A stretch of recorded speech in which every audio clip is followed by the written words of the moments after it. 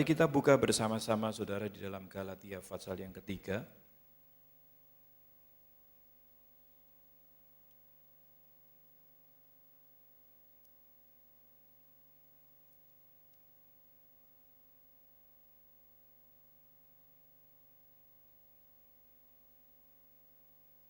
Galatia pasal yang ketiga, kita akan mulai baca, mulai ayat yang ke-6.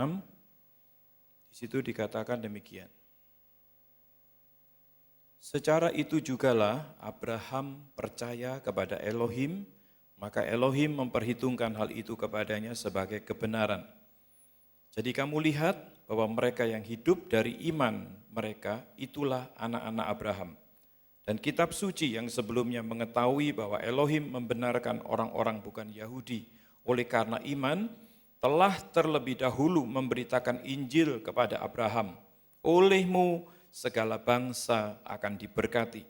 Jadi mereka yang hidup dari iman, mereka lah yang diberkati bersama-sama dengan Abraham yang beriman itu. Karena semua orang yang hidup dari pekerjaan hukum Taurat, mereka dibawa kutuk, sebab ada tertulis, terkutuklah orang yang tidak melakukan, yang tidak setia melakukan segala sesuatu yang tertulis di dalam kitab hukum Taurat. Dan bahwa tidak ada orang yang dibenarkan di hadapan Elohim karena melakukan hukum Taurat adalah jelas. Karena orang yang benar akan hidup oleh iman. Tetapi dasar hukum Taurat bukanlah iman, melainkan siapa yang melakukannya akan hidup karenanya. Kristus telah mati, Kristus telah menebus kita dari kutuk hukum Taurat dengan jalan menjadi kutuk karena kita. Sebab ada tertulis, terkutuklah orang yang digantung pada kayu salib. Yeshua HaMasyiah telah membuat ini supaya di dalam Dia berkat Abraham sampai kepada bangsa-bangsa lain. Sehingga oleh iman kita menerima roh yang telah dijanjikan itu. Saya ulangi ayat yang ke-14 ini, Tuhan Yeshua HaMasyiah telah membuat ini supaya di dalam Dia berkat Abraham sampai kepada bangsa-bangsa lain, sehingga oleh iman kita menerima roh yang telah dijanjikan.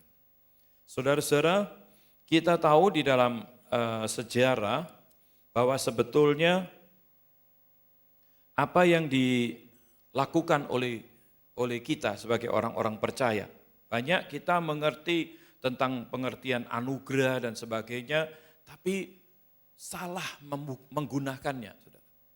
Sehingga kekacauan terjadi bagi orang-orang yang katanya percaya Tuhan ini. Saya berdoa supaya kita semua bisa diperlengkapi dengan apa yang kita pelajari hari ini. Saudara, kalau kita lihat ada kata ini ya, Abraham, kemudian ada Tuhan Yeshua. Saudara, kalau kita lihat dan dibaca tadi, perjanjian antara Tuhan dengan Abraham itu sudah diberikan sebelum Taurat ada. Sebelum Taurat ada. Perjanjian di mana hidup oleh iman yang diperhitungkan sebagai kebenaran. Saudara perhatikan ini. Baru setelah itu kalau kita lihat saudara, di sini ada kata Taurat ya. Dari Abraham ke Taurat, Tuhan Yeshua menggenapi Taurat ini. Dan kalau kita lihat saudara, apa yang sudah dikerjakan oleh Tuhan Yeshua, ini memberikan satu pemulihan. Bukannya Taurat itu dihapus. Taurat ini untuk memperlengkapi perjanjian yang sudah diberikan melalui Abraham. Kita baca di dalam Galatia, ya bacaan 2 hari ini kan Galatia. Jadi kalau saudara betul-betul bisa nangkep pengertian ini, kita bisa ngelihat sesuatu yang luar biasa. Tuhan sudah memberikan perjanjiannya kepada Abraham. Melalui engkau bangsa-bangsa lain akan diberkati. Oleh iman diperhitungkan sebagai kebenaran. Baru 430 tahun kemudian Taurat itu diberikan karena adanya ketidaktaatan, ketidakmengertian perlu diuraikan satu persatu. supaya orang itu tidak tetap tinggal di dalam dosa. Taurat diberikan. Tapi masih saja saudara, melalui Taurat tidak ada orang benar. Tidak bisa dibenarkan. Karena apa? Tambah tahu, tambah berbuat banyak dosa. Dan tidak ada jaminan keselamatan. Nah, tadi ayat 14, Tuhan Yesua sudah kerjakan sebagai penggenap Taurat. Nah, kalau kita lihat saudara, dari Tuhan Yesua, ya, dari Tuhan Yesua ke Abraham, setiap orang yang percaya kepada Tuhan Yesua, mereka akan menerima janji-janji berkat yang juga diberikan kepada Abraham. Luar biasa ini. Luar biasa ya. Karena Tuhan Yesus yang sudah menanggung semua kutuk. Karena tidak ada orang yang bisa dibenarkan melalui Taurat. Justru melalui Taurat, dosa bertambah banyak, kutuk terjadi. Tuhan Yesus menanggung semua kutuk supaya di dalam Dia, berkat-berkat Abraham itu juga kita terima. Saudara dan saya memperoleh anugerah. Itu yang disebut anugerah. Sampai di sini dulu, saudara. Anugerah.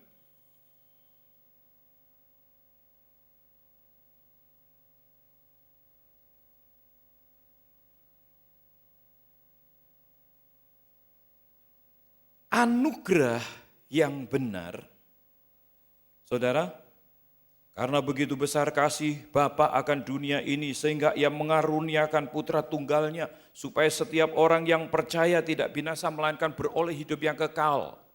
Itu yang kita kenal atau yang dikenal pada umumnya oleh orang percaya di seluruh dunia itu sebagai anugerah. Karena begitu besar kasih Bapa akan dunia ini sehingga Ia mengaruniakan putra tunggalnya supaya setiap orang yang percaya kepadanya tidak binasa melainkan beroleh hidup yang kekal. Ini adalah anugerah. Semua kita setuju dan memang ini anugerahnya. Tapi anugerah di dalam bentuk yang bagaimana, saudara, yang Tuhan sebetulnya mau. Saya mendapatkan 3 hal, saudara.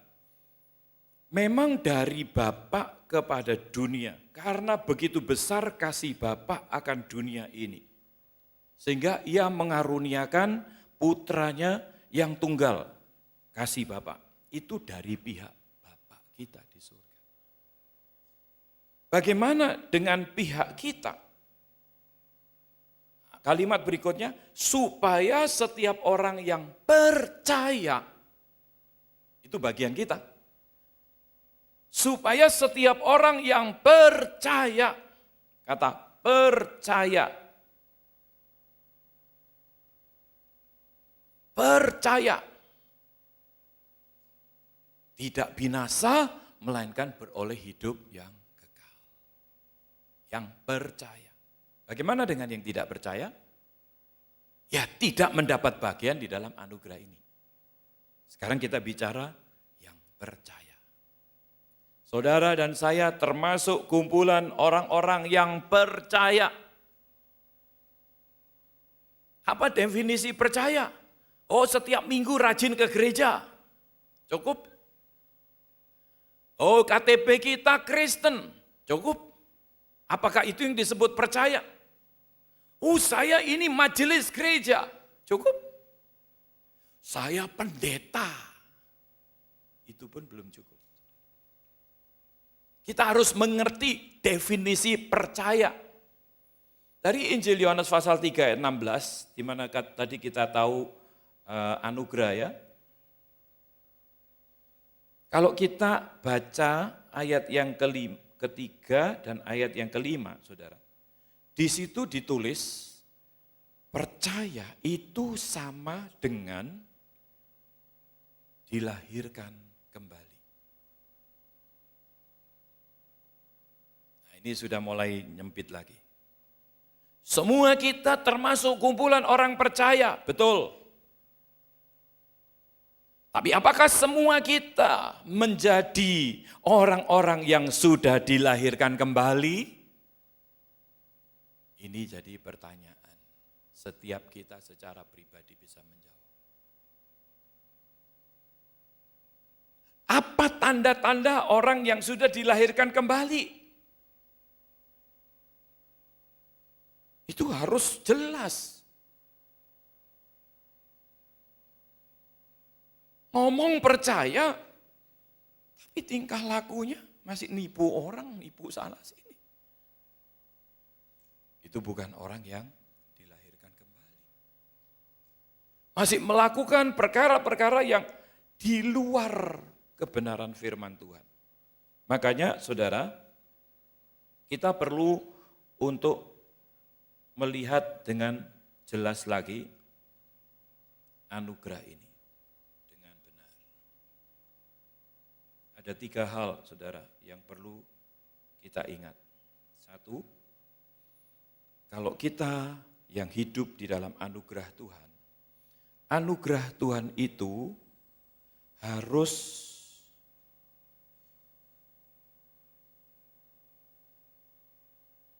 diikuti atau diawali. Ya.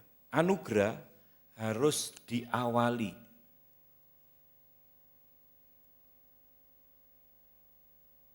pertobatan. Kalau saudara dan saya mau ada atau hidup di dalam anugerah, untuk bisa mengalami anugerah yang sebenarnya, diawali pertobatan.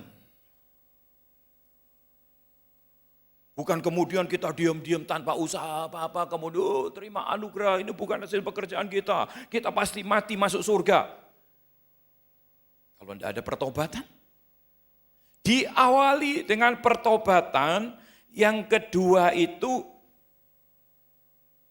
diikuti, setelah diawali harus diikuti dengan ketaatan. Saya tulis di sini dengan ketaatan. Baru yang ketiga, diakhiri dengan ketekunan.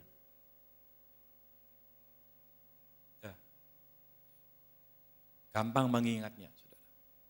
Kalau saudara dan saya mau ada di dalam anugerah yang sebenarnya, yang sudah dikerjakan oleh Tuhan Yesus, jaminannya, ada jaminan, saya yakin ada jaminan. Yang pertama, saudara, diawali pertobatan, kedua diikuti ketaatan, ketiga diakhiri ketekunan. Ini dulu ya, diendapkan dulu. Diendapkan dulu.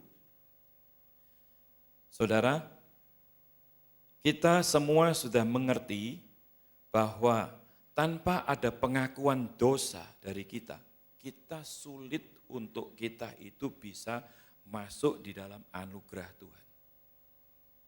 Tuhan itu setia dan adil. Setiap kita yang datang kepada Dia, minta ampun, mengaku dosa, minta ampun, maka darah Tuhan Yeshua HaMashiach itu sungguh-sungguh akan menyucikan. Harus ada pertobatan di dalam kita. Mengaku dengan mulut dibenarkan, percaya dalam hati diselamatkan. Saudara, itu awal daripada seseorang masuk di dalam anugerah yang sebenarnya. Harus diawali dengan pertobatan. Kemudian di saat-saat kita itu masuk di dalam pertobatan, maka tanda-tanda kehidupan yang baru itu akan mengikuti kita. Tanda-tanda sebagai manusia baru itu akan mengikuti kita. Firman yang Tuhan sudah berikan bukan cuman kita baca, kemudian kita lupakan, atau kita baca sebagai pengetahuan dan berhenti sampai di situ. Tapi firman Tuhan yang kita pelajari harus kita praktekkan di dalam Makanya masuk yang kedua, diikuti dengan ketaatan. Saudara, banyak orang percaya yang berkata bahwa ya kita ini masih orang dunia, kita masih hidup di dunia. Kita tidak bisa melakukan hal-hal yang tidak atau yang bertolak belakang dengan apa yang menjadi satu yang ngetren di dunia. Kita tidak bisa lepas dari dunia. Semua pengaruh-pengaruh keduniawian kita tidak bisa melepaskan semua dari keterikatan itu. Saudara, saya pikir ini pandangan yang salah dan melecehkan kuasa Tuhan. Diikuti dengan ketaatan, memang ketaatan di sini, saudara, bukannya tidak ada tantangan. Karena tantangan kita yang datang dari diri kita sendiri, pertama dari kedagingan. Kedua, kemudian dari dunia ini, keduniawian. Kedagingan ini macam-macam, saudara. Keinginan daging, hawa nafsu, juga termasuk pengetahuan-pengetahuan kita. Ini bisa memberikan hal-hal yang berat untuk kita, mentaati firman Tuhan. Tapi untuk kita bisa masuk di dalam anugerah yang sebenarnya,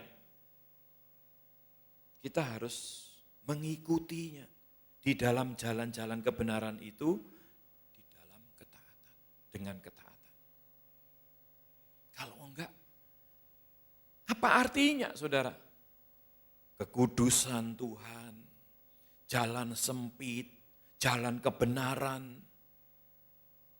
Apa artinya semua itu? Di mana firman Tuhan ajarkan kepada kita, jalan ke surga.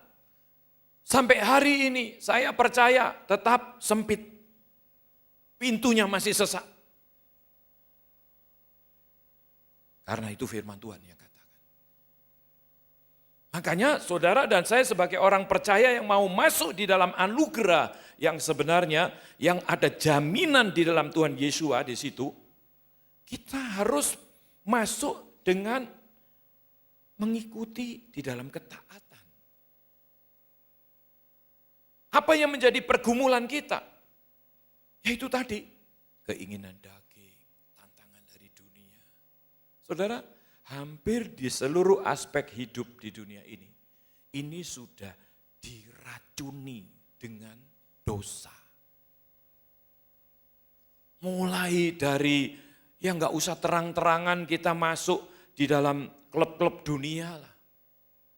Klub-klub yang rohani dalam tanda kutip. Yang lahir dari lembaga-lembaga rohani. Itu pun sudah ditunggangi dengan perkara-perkara dari dunia ini. Saudara, kita enggak bisa menghindar. Nah itu yang membuat kita itu untuk mentaati ya, punya pergumulan. Saudara dan saya, tidak terkecuali, semua kita punya pergumulan. Kenapa sampai terjadi atau muncul pergumulan? Ya karena kedagingan kita, dunia dan sebagainya, yang dilahirkan dari dosa. Itu yang membuat pergumulan kita semakin berat. Tantangan semakin banyak. Tapi untuk masuk di dalam anugerah yang sebenarnya, tetap diperhitungkan ketaatan itu. Tuhan gak toleransi. Tuhan tidak kompromi. Ketaatan ya, ketaatan. Ini firman-Nya sudah diberikan. Ada banyak orang sudah menyerah, saudara, dalam ketaatan ini. Sehingga di dalam kenyataan yang dihadapi, tetap menjadi rohaniwan. Tapi dalamnya sudah bukan lagi rohaniwan. Ini yang sulit. Ini yang juga menjadi tantangan juga bagi kita. Saudara, tapi firman Tuhan itu tetap kebenaran. Hidup di dalam anugerah yang sebenarnya diikuti dengan ketaatan. Yang sampai akhir kita harus menjalaninya. Ini yang disebut diakhiri dengan ketekunan. Firman Tuhan berkata, barang siapa yang setia sampai ke akhir, dialah yang selamat. Kalau saudara dan saya tidak bertekun sampai ke akhir, bisa-bisa nanti kita menjadi penggenap ayat-ayat yang berkata, Tuhan, Tuhan, aku sudah berbuat mujizat demi namamu. Aku sudah melakukan ini, itu, dan sebagainya demi namamu. Tapi jawaban dari Tuhan, pergilah kamu, hai pembuat kejahatan. Aku tidak mengenal engkau. Bayangkan saudara, yang ditulis di situ itu hal-hal yang dilakukan, perkara-perkara yang boleh dikatakan luar biasa. Aku sudah bernubuat demi namamu. Aku sudah melakukan mujizat demi namamu. Mungkin ada lagi yang berkata, aku sudah menerjemahkan Alkitab demi namamu.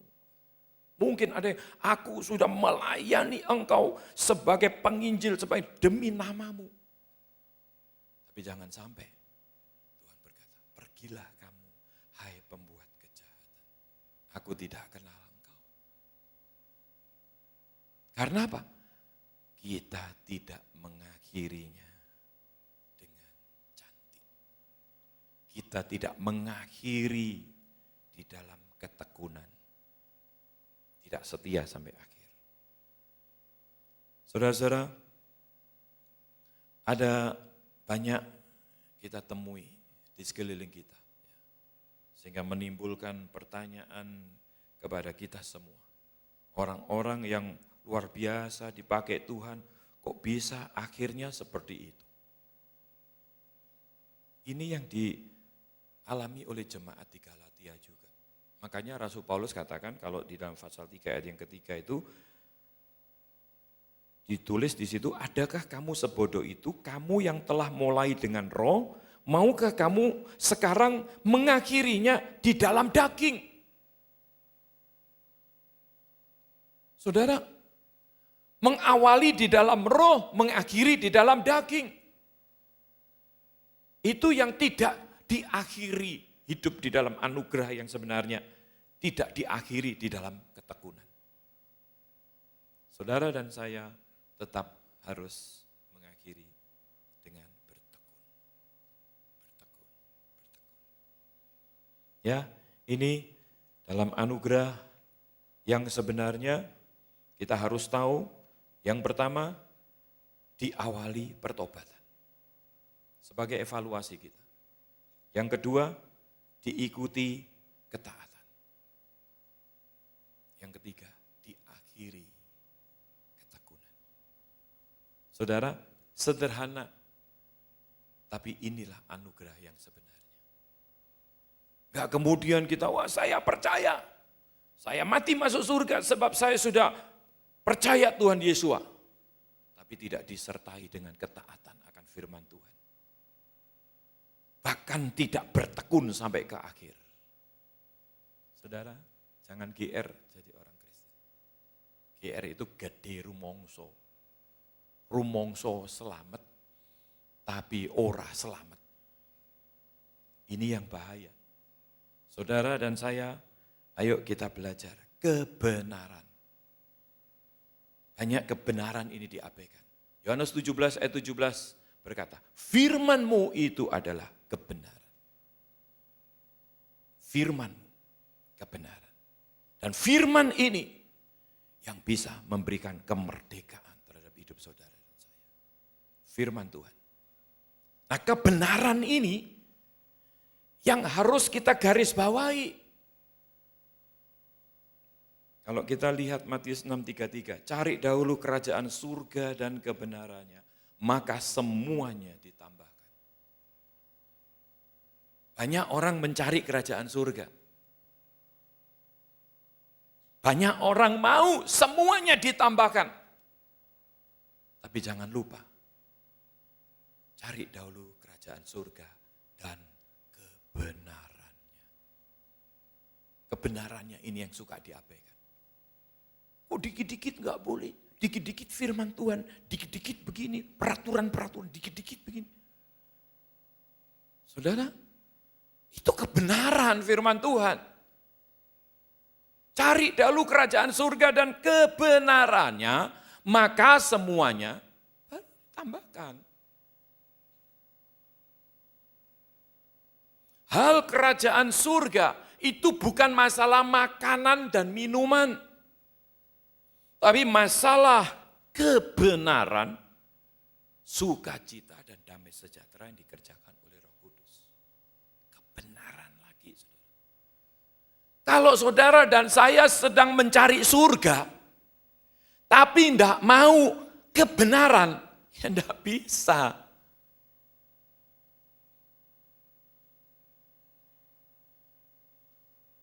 Gereja mulai mentolerir. Tidak bisa juga, kebenaran adalah kebenaran.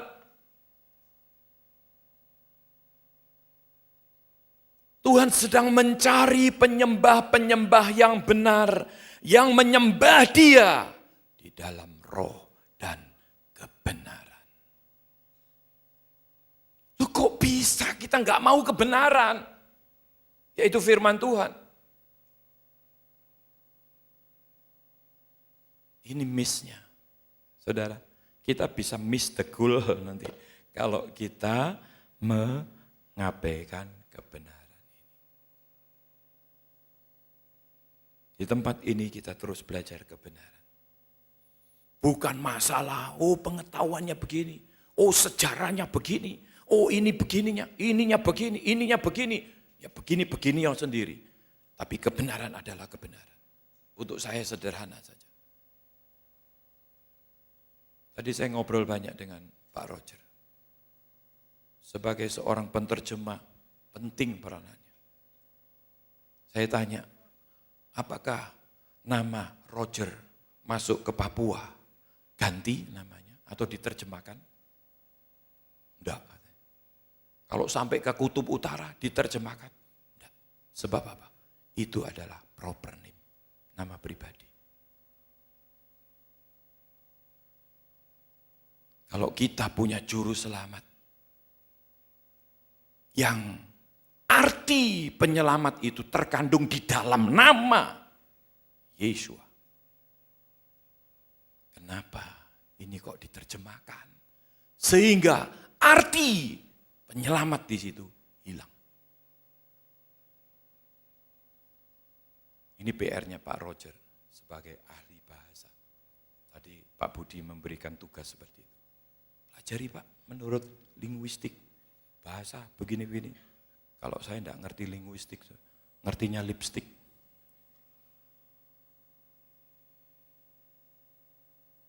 Lebih baik, ya saya tidak mengerti banyak, tapi yang jelas, kalau ini firman Tuhan yang adalah kebenaran, taati aja. Makanya saya seringkali bilang, wis goblok-goblokan aja, taat aja. Taat itu dipandang dari kiri, T-A-A-T. Dipandang dari kanan, T-A-A-T. Dipandang dari atas, kanan, kiri juga T-A-A-T, T-A-A-T. Balik, T-A-A-T. Dari bawah, melihat ke atas, T-A-A-T. Taat namanya, taat ya taat sudah. Dipandang dari segala sudut tetap taat. Kebenaran. Saudara, saya rindu setiap kita di tempat ini menyukai kebenaran. Barang siapa yang menyukai kebenaran, kebenaran itu akan memberikan kemerdekaan kepada dia. Kalau kita sudah menjadi orang yang merdeka, enteng hidup kita, saudara. Enteng. Tidak ada ikatan-ikatan yang mengikat kita. Tidak ada hal-hal yang mungkin mengecilkan hati kita. Mengaburkan pengharapan kita di dalam jaminan, di dalam diri Tuhan Yesus HaMasiah. Kita tidak akan goyah. Karena orang benar akan hidup oleh iman. Itu janji sudah diberikan sebelum Taurat. Mari kita sama-sama tunduk kepala, kita berdoa.